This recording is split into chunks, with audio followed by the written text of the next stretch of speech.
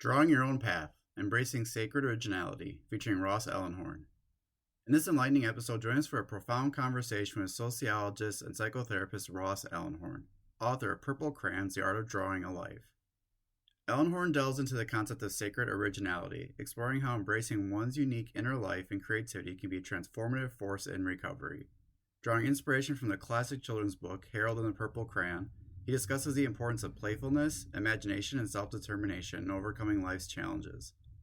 Listeners will gain insights into how reclaiming their inherent creativity can lead to a more fulfilling and authentic life journey.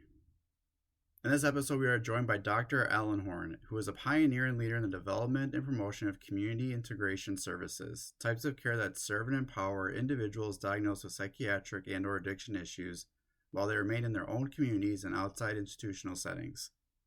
Trained as a sociologist, psychotherapist, and social worker, Ross Ellenhorn, PhD, created the first fully operational intensive hospital diversion and wraparound program in Massachusetts, and went on to establish and lead one of the first public programs for assertive community treatment teams in the state. He is the owner and CEO of Ellenhorn, the most robust community integration program in the United States, which offers services outside of a hospital or residential setting for individuals experiencing addictive behaviors and/or extreme and complex states of mind and mood. Ellenhorn has offices in Boston, New York, and Los Angeles. You can learn more about him by visiting www.rossellenhorn.com. This is Talking Addiction and Recovery, the podcast talking, you guessed it, all about addiction and recovery. Join your host, licensed professional counselor Andrew J. Schreier, as he and his guests break down recovery topics with raw honesty, delving into niche conversations around the topics of substance abuse, mental health, and gambling. We intend to meet individuals where they are on their own personal journey of recovery, with dignity, respect, and compassion. We'll do more than talk addiction and recovery. We'll explore it. We're glad you've joined us. Here with today's episode, your host, Andrew Schreier.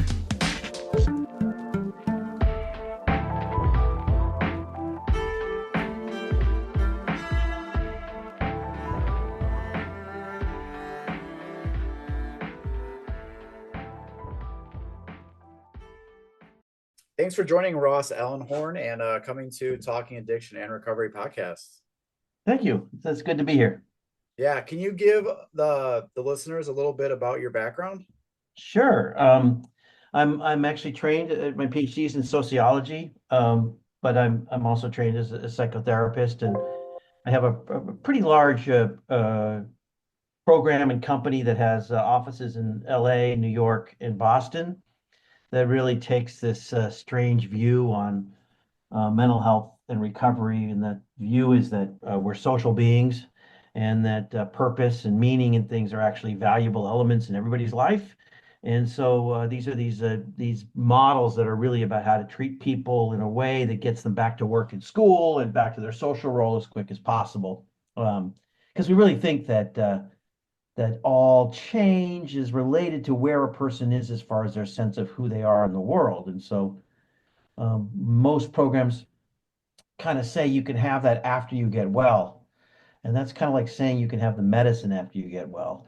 And it's because the medicine is social inclusion and being connected to people. So I've got these hospital without walls where there's a lot of psychiatric care because we're really trying to help people function as best as they can and be in the community in their social roles and things like that. And that company's called Ellenhorn. And then I have another company, a smaller one that's a psychedelic-based company called Cardea. And it's in New York, and then we do retreats in Jamaica. Yeah, I want to, before we dive into the book Purple Crayons that I read and we're going to spend a lot of time talking about, I'm fascinated by that because we talk so much about like connection, when it comes to substance use or addiction, you talk about the opposite of addiction is connection, and we talk about the need for social support. We talk about isolation and everything. But I'm intrigued because, as you mentioned, a lot of it becomes like the afterthought. When instead, why are we not looking as that being where we begin to build the connection, or to it, like where is that disconnect from maybe more traditional models of therapy or traditional models of treatment? Where do you see like that disconnect is existing? Yeah, I mean, in a way, psychotherapy and addiction treatment have taken the same route. AA was really about social connection. It was about fellowship. It was really, yeah, about creating sort of a club when there were lots of clubs at that time. There's Masons and things like that. It was kind of that kind of version of that kind of thing. And you talk to people in AA and they talk about the meeting after the meeting as being really the thing that helped them with their recovery. And psychotherapy was really about this kind of sense of connection that was improvisational, where you didn't like come in and say, we're fixing your depression, we're fixing your anxiety. But over the years, they've both become these sort of techniques for fixing people. And those techniques mostly focus on traits, not on social states, and not on the state of the person, but sort of their brokenness. And it's really actually very hard, especially in addiction, to separate how we think about addiction and how we think about the business of addiction. Because the business of addiction has made a lot of money telling people they're sick and that supposedly they have the cure and that something's wrong with you if you don't accept the cure. It's one of the greatest sales pitches ever developed. That I've got something, I figured out what's wrong with you. I'm the guy that can actually fix it. If you don't come to me, something's wrong with you. If your parents say you shouldn't come to me, something's wrong with your parents, because I've got this answer for you. When in reality, so little of addiction treatment actually works. And many people actually recover without addiction treatment. And research actually shows that people that quit without it actually sustain their recovery longer. And it doesn't mean that there's anything wrong with addiction treatment or it doesn't work, but to sell it as this answer, this thing that's going to fix people, is kind of a con. It sometimes works, it sometimes doesn't. Just like psychotherapy. Psychotherapy sometimes works and sometimes doesn't. And so that shift towards what we can think of as medicalized models has sort of infected addiction treatment, taken it away from that other part. And some of that also has to do with this orientation towards abstinence only. It's a strange model that we've labeled addiction a disease. People get confused about that because they say it's a metaphor, but then they act like it's an actual disease. And then they say it's a disease, but we won't treat you for the disease unless you're not showing symptoms of the disease, which is kind of insane.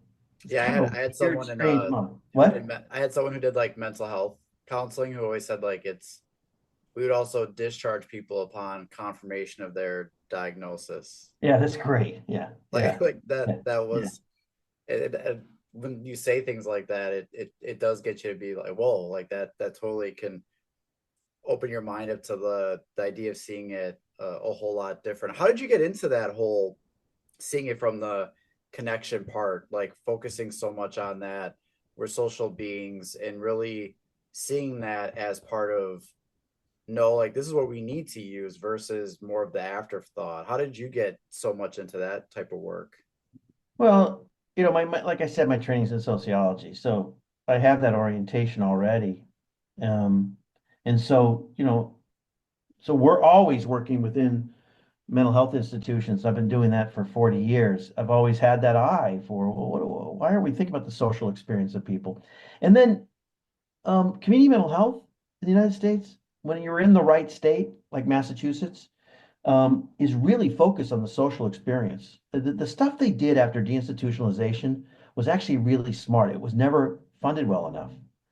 But it was all about supported employment, supported housing, how to get people back to work and school and clubhouses. And so there's always been this strong social element. It's just sort of disappeared in some ways. And then the anti-psychiatry movement, the people that were the ex-patients who talked about how oppressive their experiences were and how much their chief suffering was about being a mental patient, not about the illness, And so I guess that's what's influenced me, And then I was diagnosed as a young age as having a severe learning disability. And that diagnosis was so much more destructive to me than this learning disability, which, I've got a PhD in 3 books behind me. So I don't know what the thing was, but that also strongly influences me is the idea that I was so hurt by that, as far as my sense of myself and my sense of my functioning, that it's affected how I think about all of this labeling and treating people as broken, you know? Yeah. Mm. And that's what I never, as a counselor, I never want. I think it also sets the idea that like there's got to be something wrong with you to then, Mhm. and I don't want people to think there's something wrong with you to have to come to counseling or to even Yeah. be in it. That like anyone can benefit or enjoy Yes. that space, but not the idea that like, oh well, you must be so broken Yeah. that, and Yeah. because people say, I think it's the reason why some people don't want to, because it's that notion of there's something wrong with me, or people are going to think that Mhm.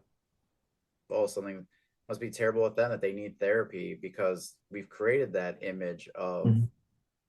yeah, like there's something wrong, which Yeah. I don't like to Yeah. view people that way. Yeah. Good. Good. I'm glad to hear that. That's the deserving of support because that's exactly right. There's this thing called normalization, which is this process in which we all feel like something's abnormal about us, and so we're constantly trying to find this cure for this thing. And I've been studying this terrifying diagnosis now for 30 years. I think the most frightening diagnosis there is. It's hard to even talk about. And that diagnosis is called normal. Mm. Like normal would be terrifying. To spend time with a normal person, I can't even imagine what that would be like.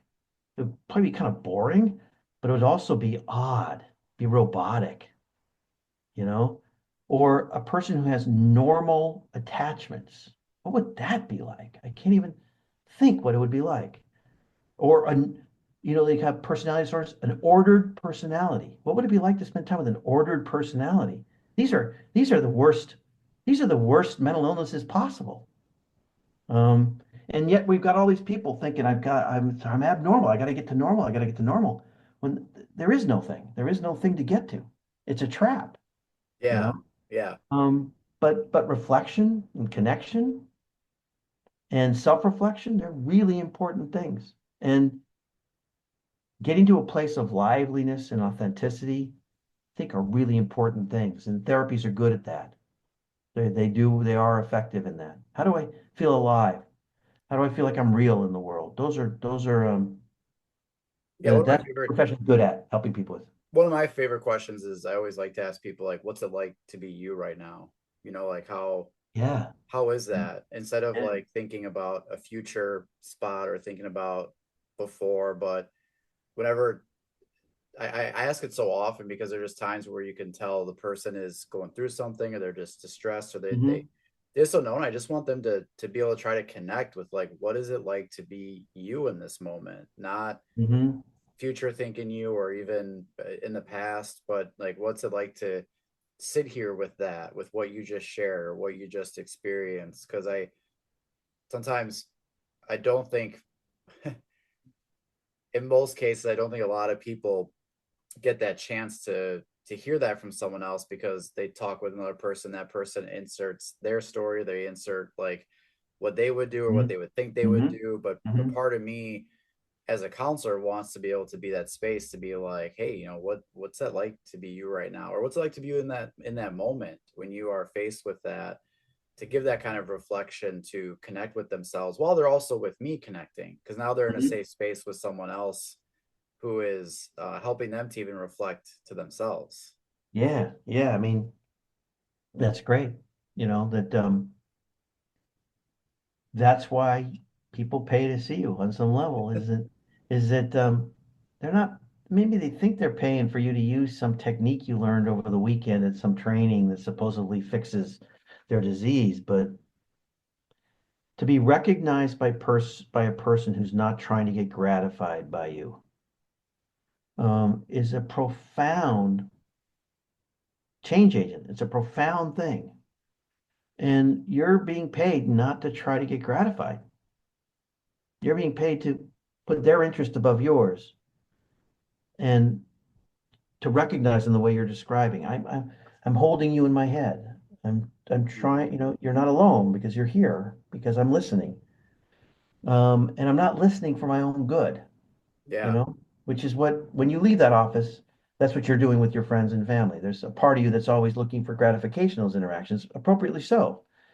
But when you're in that office, you're putting the gratification aside to offer them that recognition. And that's really powerful stuff. That's medicine. That's the medicine. You Yeah. know, we live in a system that doesn't do that. We have a system that misrecognizes people. People are rarely coming into therapy and saying, "Hey, I need to fix my depression." They're coming in and talking about their lives, and what's Yeah. happening with their lives. We could go into so many directions with this, but I do want to talk a lot Mhm. about Purple Crayons, the art of drawing a life. I don't think I've ever gotten a book like this to talk about. I like art. I like to draw as well, Uh-huh. like in Yeah. my spare time. So I really, really, when I got it, I was so fascinated, taken back by it, and Mm. it brought me also back to a lot of things with like development and social things. I was like, this could have been like a book used in academics and Mhm. in my courses. So tell us a little bit about the book Purple Crayons. It's about it's a funny thing because so many people know this Harold and the Purple Crayon book, but then so many people don't. It's not actually. It's sort of famous and it's sort of not. It's one of these things that sort of people miss, and then other people think it's everybody knows about it. But it's this book by this guy named Crockett Johnson about this kid who draws his life, and you can look at it as a book that's sort of supporting kids to be imaginative, but I think it's more than that. It came out in 1955, and a lot of stuff was going on at that time. Allen Ginsberg read Howl for the first time. Martin Luther King was kind of catapulted into fame because of the Montgomery bus boycott. Miles Davis created the great jazz quintet. All these kind of interesting, innovative things were going on, and they were in the response to this thing people were worried about then, which we just take for granted now, which is what they called conformity. They were worried about everything becoming uniform. And they had the right to be afraid. This is only 10 years after they opened the gates to Auschwitz, where people were all about how to, anything not like us needs to be removed and everything like us needs to be celebrated. It was about conformity. I'm only taking orders. And so people were really worried about conformity. And Harold the Purple Crayon came out. It was like this little time capsule about that time, about what's the opposite of that. And the opposite of that is what Martin Luther King called the sacredness of human personality. The idea that it's a little bit like what you're talking about your therapy, is that every person is a universe, a fascinating universe of uniqueness. And how do we make that sacred and celebrate it? And how do we celebrate it in ourselves? Um, and and how do we fight the tendency for us to conform? This tendency to kind of join in. And then how do we do that now, because we live in a world where we kind of have to, because the ways in which we connected before, which were traditions and belief in deities and unquestioned truths, is kind of gone. And so we have these two choices. We have the choice between how do I live an improvised life, right? Or become authoritarian. Eh, we're kind of us improvised life people are kind of losing the battle right now. But just basically follow somebody. Sure. Take care of my sense that life doesn't make sense by just having someone tell me what makes sense and follow them. Make things great again. Go back in time. And so this is the alternative. The alternative is how do you live an improvised life? And luckily in the United States, we've got all these teachers in it, but nobody's listening to them. And those teachers are people like Bootsy Collins and John Coltrane, but also the transcendentalists in Concord, Massachusetts in the early 1800s. Um, the beatniks, all these people that were talking about how to live an improvised life, how to make life improv, um, and how to do that in a respectful way. Turns out at the same time that jazz was coming around, jazz was kind of hitting its heyday as an American music, not just a African American music, but kind of you know, becoming part of American cultures in an assimilated way was the same point when this other art form was happening, where you improvise to help people heal. And that's called psychotherapy. Psychotherapy is a 50-minute improv where one person's not trying to get gratified, the other person's suffering, and you don't know where it's going. And so we've got a lot in modern life that supports this idea of being creative in that way. And the book is sort of asking people to try to live with respect for their originality. Doesn't mean to become an artist, doesn't mean you have to be creative in that kind of way, but can you trust that your life is worth um, respecting as a unique piece of art and how to treat it that. And that's sort of, I think that kind of captures what the book's about, you know? Yeah, I was really appreciative of the history you covered before diving into the book. I really Yeah. thought that was something that it could have been possible to not include that, but you gave Hmm. so much background into like what was going on at the time that this book was released, and you did a great job, I think, of just sharing some of that history that gave a lot more into the idea of what was going on then, which was when this came out. So I'm grateful that you added that. That really Yeah. helped to understand more of what was going on when this was being written. I also, one thing that as I started reading it, one thing that I would start to do is I would kind of get a sense of like the different connections happening, because I one of the things that I on page 27 was when it comes to the that's a clue about an internal life, and that clue leads to a better understanding of what is on each side of that boundary, of perceiving and experiencing me, of Harold as separate from the purple not me on the other side, which Hmm. is you reference the great psychoanalyst Donald Winnicott. Hmm. But when I was looking at some of the pictures, sometimes I would cover some of the things to Hmm. see Harold by himself. Yeah. Yeah. Then I would sometimes move to see what else was there to realize how different that made the the scene, like what was going Yeah. on. Yeah. Yeah. Yeah. So as I started reading the book, I noticed every kind of picture that would come up, I would sort of do that to Hmm. notice how different it is when all of a sudden same position Harold's in no matter what, but all of a sudden when there's the moon or there's the ship Hmm. or there's something else, like how that changes the dynamic of what's going on. Yeah. Yeah. Yeah. Yeah. Yeah. Yeah. Yeah. That's in some ways, in some ways, you know, the book is influenced by a lot of people. um, like, you know, one is this guy, Eric Fromm, who was a sociologist that became a psychoanalyst, and he was big in 1955. He wrote The Sane Society, I think, in 1955. And the other is this guy, Winnicott. There's others too, but, you know, Winnicott had this view that play is kind of the central human event. Play has been given a fun rap. It's not about fun and it's not about thrill. It's about relating to something where that thing feels both inside you and outside you. When a child plays with their toy, they don't quite feel like that toy is separate from them. They feel like that toy is sort of in them and outside them. And then that toy also, they give that toy life. They imbue it with life. So it's kind of the beginning of compassion, and it's the beginning of being able to see the humanity in people. It's the opposite of dehumanization is play. And then the child becomes alive. And so this idea of becoming alive is sort of part of Harold too, because he's making everything come to life while he's doing it through play. And to me, those are just play is kind of the central element. It's not something for the weekends or the evenings.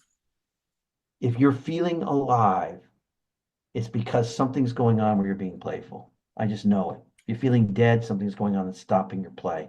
And by play, I simply mean taking something that feels like it's outside of you and feeling like you've done something with it that expresses yourself.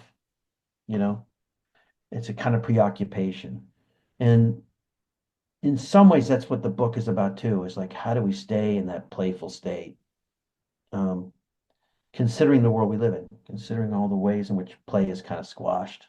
And when I think of like part of that is why are people afraid to play, or why are Mhm. people fearful of play? And I think one thing that kind of stands out is you talk about risk.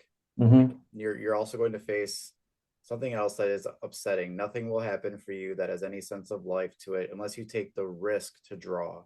Mhm. Another thing, Mhm. which is like a risk to play, a risk to connect. Mhm.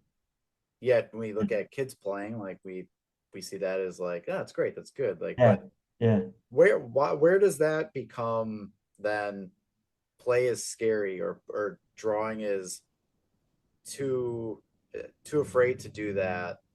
Even as we get older, it seems like that becomes more common to then Yeah. not want to take those risks. When we're younger, it seems like that's more of a easier to do. Yeah. Yeah. Yeah. I think that it has in a lot of ways it has to do with this thing called holding, which is the sense that there's something around you that's kind of containing you, you Mm. know. And in childhood, you typically have that, and we used to have that through traditions, you know, that held you. And with that loss, we're kind of in a state of always being alone in our play and trying to kind of make play happen in that way. And then there's the issue um, of certainty. The more stressed we become, the more we feel like we have to be certain about things. Our brain moves towards certainty. And certainty is kind of a killer. It destroys, you can't be curious and certain. You can't be imaginative and certain. You can't play and be certain. You can't improvise and be certain. Like certainty just ends all those things. You Mm. can't hope. Hope is the emotion that drives you through uncertainty. That's what it's for. It's not optimism. It's not like everything's going to be great. It's that it pushes you through uncertainty. You can't have any of those things if you're certain. Yeah, I think of like a movie, like when they're going after the treasure, like Yeah, at the end when there's certainty and they have it, it's kind of like, okay, the movie's over now. Like now, that's like right. but That's the right. parts that were amusing, the parts that were, caught your attention, the parts that were the things you really remember is That's great. all those moments along the way when there was so much uncertainty, not knowing, doubt, Yeah. questioning. But then all of a sudden, like when they get that treasure, that's usually like, oh, all right, I guess the adventure's over. Yeah.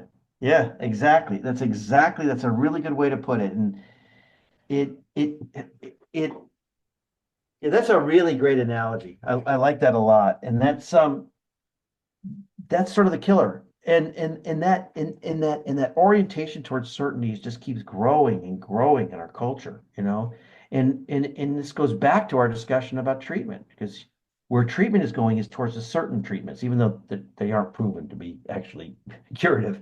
But the certainty of that's a diagnosis. This is the screwdriver you use for that particular screw, you know. And that kind of certainty is kind of destroying the behavioral health professions, because really what works is sitting in uncertainty, because uncertainty is the truth. I mean, things are uncertain. Existence is uncertain, and there's a lot of amazing stuff that comes out of it when you're able to kind of handle uncertainty. And the book's sort of about that too. It's about how do we get to that place where we can do that, where we can embrace it, make it sacred even on some level. I'm not talking about the uncertainty of tariffs, right? I'm talking about the uncertainty of just how do I live my life, you know? Because once you do that, yeah, you're able to be curious, you know? Curiosity is exactly what you're describing in that movie too. Curiosity is made for you to finally learn something. So it's terminal in that way, Yeah. right? Because once you get to the thing that you figured out, you stop being curious. So curiosity actually takes discipline, because I gotta never make it terminal. Even if I find out what I need to find out, I gotta keep it going, you know? And you know that it's the number one thing you're offering your clients.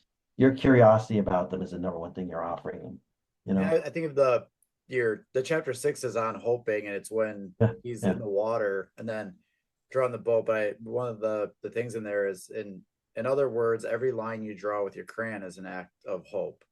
And I yeah, was thinking, like, as I'm talking you through this, I see, he's in the water, and it's almost like we're, if you're reading that for the first time, or going through this, you're kind of like, well, what's like gonna happen next? But yeah, part of it's also like where do we insert our, like, do we think to draw the boat? Are we waiting for someone else to come along and Yeah. save us? Like, even when we're reading it, we are not even realizing part of that way of how do we step in and make those things happen, just like he did. And Yeah. I really like that, because you talk about the hope scale and stuff like that, which is Hmm. I think really incredible. And creative suffering, I know Mm. you talked about that as well. That I I think sometimes we talk so much about getting to those points where, let me rephrase this another way. I don't know if I want to get to a point where, oh, I guess we don't need hope anymore. Right. I guess we got to this point where Right. everything's, because then where is the curiosity? Where is the Yeah. adventuring? Where is the continuing to go where someone hasn't gone before? Because Mm-hmm. now that's gone. Mm-hmm. Yeah, that's right. Yeah. Yeah. I mean, that's exactly right. Yeah, you got it. That's really wonderful. There's these people that these theologians, kind of considered the modern theologians, even though they're not modern anymore. They're in the 50s and 60s. Like it's a Jewish philosopher named Martin Buber, and then there's Reinhold Niebuhr and Paul Tillich. But the theologian that stands above all of them, even though because he was such an activist, he's not always recognized as a major theologian, as Martin Luther King, because he was developing an entire theology about hope. And he understood, and when you mentioned creative suffering, that's from him. He understood the creative and courageous aspects of hope.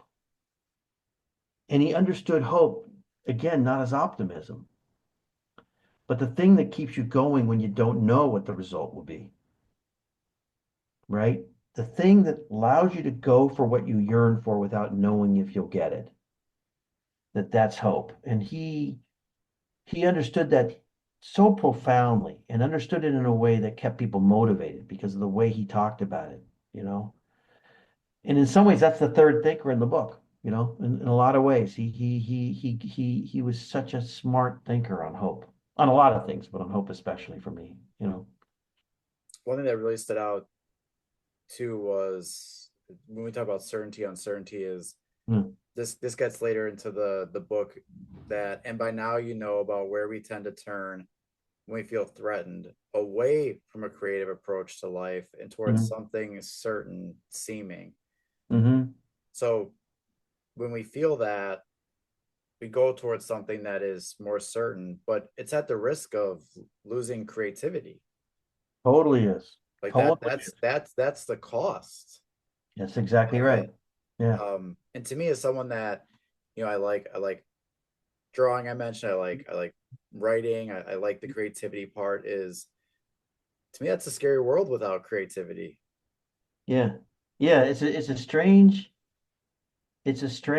thing that we think that being open to life, being creative with life, being playful, being your own person, making your uniqueness sacred is risky, and being dead inside isn't a risk.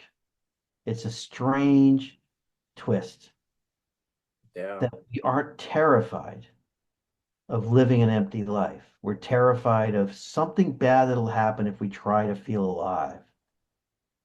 It's such an odd irony because the worst thing is emptiness and lack of meaning and disconnection, you know? Um, it's the biggest risk. It's a death-like existence. Um, yeah. And I really like, right below that too, I really like this. And this comes from someone else that you quote, that was, people need new tools to work with Hmm. rather than new tools that work for them. Hmm. I thought that was, I reread it a few times because I was like, Hmm. I wanna really Hmm. pick up what's being put down here. And I think that you also looked at that, as we talked about before, about like the tool to fix me Yeah, versus yeah, something that's more of me, that's like an extension, right? yeah, Um, yeah, yeah. So Yeah. can you talk a little bit more about that? Because I think that's just so profound where people need new tools to work with rather than new tools that work for them. I think that's Ye- just so amazing. Yeah, yeah. So that's by an amazing thinker by the name of Ivan Illich, who wrote really interesting books, both about education, really critical of modern education and medicine, um, and tools for conviviality. Conviviality means with life. And his idea was that the more tools become these things that experts own, um, the less we're able to kind of be in the world in a way that's almost playful, that expresses ourselves. And so then a good tool is a tool that stops at the point when it becomes alienated from you. A good tool is a tool that lets you do what you need to do to contribute and be part of things. And, this guy that's writing in the 70s, he knew nothing about AI, and all that. Yeah. I mean, on some level, AI right now is kind of convivial. Like if you want to write something and you want to have a conversation to get the writing good, you can actually feel pretty convivial with it. You can feel pretty alive. Like this is helping me with my writing, as long as it doesn't write the whole thing for you. But that's what he was talking about. He was talking about, you know, we're definitely in danger of becoming commodities and being treated as things by a massive system that makes us go to work every day and makes us buy things and manipulates us into thinking we need to buy this and that. But along with that is this loss of our ability to express ourselves through our tools. You know, it's all enfeebling of feeling like you have mastery over your existence.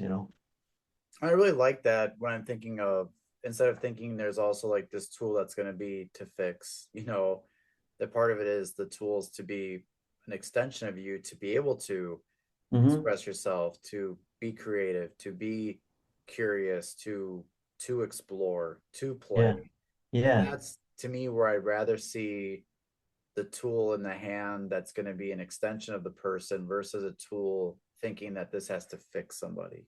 Yeah. Yeah. Yeah. Yeah. Yeah. One of my heroes, John Coltrane, his wife would find him on the other side of the house at 10 o'clock at night, asleep with his saxophone in his mouth. Like that dude was practicing, and he would practice one note all day. So he was a master of his tool. It wasn't the tool didn't run him, he ran the tool. And he got better and better and better at that. And musicians are such a great example of that. They all just practice and practice and practice in order to express themselves. And that's a profoundly human thing, to pick up some object and then learn about it and just keep learning and learning and learning to the point where you master it and make something beautiful. There's not really an animal that does that like we do. The animals have amazing, beautiful mastery, but not in this kind of way where "Hey, I'm gonna start playing the saxophone and then you just start learning it. And so, yeah, that stuff's really vital to us. And it's another thing that you know, um, it's connected to capitalism. Like, if I can own the tool, now you got to rent the tool or you got to use me to use the tool. It just comes down to this thing that you can't fix things on your own anymore. You can't make things on your own and all of that.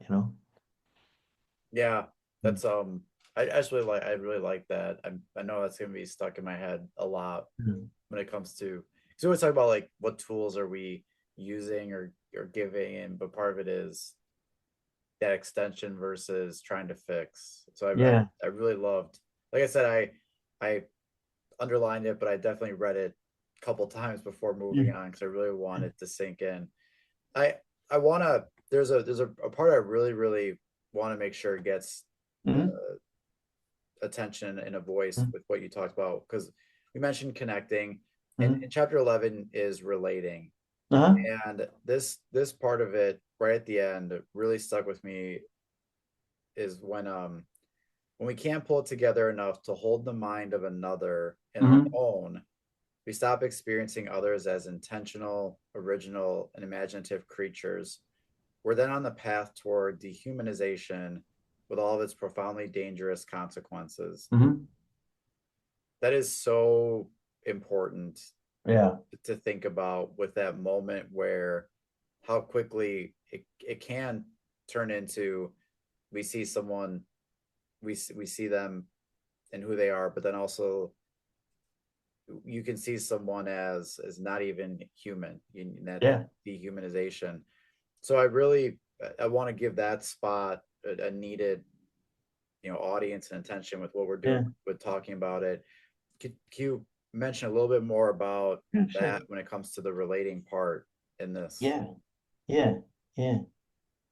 So, um, one thing to know is that the neocortex, you know, is we have the largest neocortex in relationship to our body size than any animal in the animal kingdom by far. And it's really what separates us on some level. And it's built for all kinds of things. But one of the most amazing things it's built for, because what we are is we are the animal. Some animals invent, some animals collaborate. We're the animal that collaborates to invent, which means that we're always we always need to figure out what's going on in the other person's mind. And all attachments is about that too. All of our relationships are about that. And it's called mentalization. Mentalization, think about how complex this is. Mentalization isn't just me being able to use my imagination to understand what's going on in your head. First of all, it's not empathy. Empathy is I feel what you're feeling. It's I understand your intentions, where you're headed, what you're all that.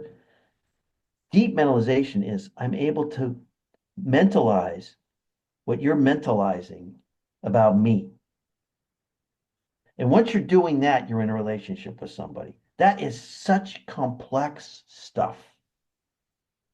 I'm holding your mind in my mind of you holding my mind, right? That's intense stuff. And it breaks down for us all the time. Yeah, for sure. Every one of us. And when we're stressed, it breaks down. And when it breaks down, we don't see people as people anymore. We see them as things. And so we're all dehumanizing each other all the time. It's when it becomes part of movements of dehumanization, or when it goes to the point of actually harming people, where it becomes this other kind of distorted, horrible thing, you know? Um, and yeah, so that's what that's about, is that when you feel unrelated to people because you're not mentalizing anymore, you're on that road. You're on that road to that. You're on the road to sending a 6-year-old with cancer back, who's an American citizen, back to Honduras. That's, that's where you're at when you can't see the humanity in somebody, when you can't see them as a thinking, intentional person, you know? So you think a part of that is we can't deny, or we can't try to ignore, like, that it does happen, but Mhm. we have to be aware of that to know when to be able to address, versus like pretending like, no, that doesn't happen, or I don't do that, but like that's something that we all experience. Yeah. And well, and also we have to have laws and ethics Yeah. and norms. And I'm just saying, like, those things contain this, right? Yeah. That's what they're built for. In some ways, they're built for when we fail to mentalize in violent ways, because we've had to do that as humans. We know it's inevitable, so let's build these structures around it.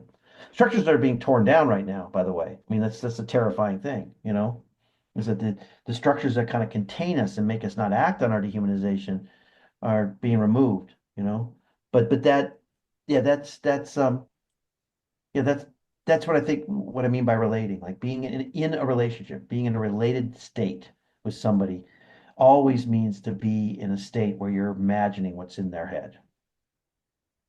And again, most sophisticatedly, imagining what they're imagining about you, you know, Yeah. really hard to do. And you also brought that up with Harold, because I think it wasn't like in his story it was him and another person, but you were able to describe that and articulate it to Harold in his story. Yeah, I just dig that. I really was thrilled writing this book, how every page I turned It was like, oh, dude, you got it, Not me, Crockett Johnson, you got it. You did it right, Because, so he meets up with this porcupine and this moose. Yeah. In a typical book, it'd be like, hey, porcupine and moose, they can help me on my journey. And instead, he's like, that's a deserving moose and a hungry porcupine. I'm gonna see if they're okay, and I'm gonna feed them. So he's mentalizing. He's like, okay, so the moose is deserving. There's something going, and then and it looks like the porcupine's hungry. Like he's already in that state of mentalizing at that point. You know, they're not things he uses to help Right. him. You know, and the only thing he uses to help him is the moon, which he painted. This moon that follows him from page to page. I mean, and the purple crayon. Um, yeah, it's Johnson had it figured out on some level. He did. I don't think he knew he did on some level, but he did. Yeah. Yeah. Yeah. Yeah. It's amazing. And Mm. he has, because you were wondering about that too. I mean, it could have also been, he had the moose to, he could have chosen to use the moose to get back home or to get back where he was going to Yep. go next. Hmm. It was a side of the compassion too, Yeah. seeing them for what they are instead Yeah. of what it could have been, fear, risk, Yeah. and everything like that too. What um he goes through returning, and there's framing and things Mhm. like that upon coming back home. Mhm. How, and when readers go through it, they'll have that experience. What is it that when you got to the end with wrapping it all up, and really what you wanted to have is the big takeaways, like where did that leave, where we go from here with the purple crayon? I don't know. I mean, like what we do next as a society, or when you say where do we go here, what do you mean? Like when someone finishes the book, Uh, and they were along for the ride now with mhm. Harold, and they put all these things together. I know a big part of it is, like start drawing and the Mhm. creativity and everything like that, but there's so much into it as well.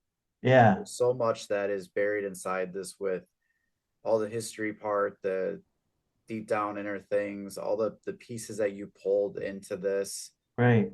There's a lot more than what would just be like a children's book, you Yeah. know? Yeah. Yeah. Yeah. Yeah. Yeah. Um, Yeah. so when you think about that, with those main takeaways from all Yeah. the people you reference, to also the main focus with Harold and the Purple Crayon, like where do you look at it as, when readers finish this is where I'm Uh, hoping that they walk away with, or they realize from what you put together here. oh yeah. So there's a couple things. I mean, if there's one takeaway, it's to respect and find sacred uh, the remarkable, complex uniqueness of each of us, and to protect that, to see it as something to protect and something to treasure. You know, it's gotten beat up.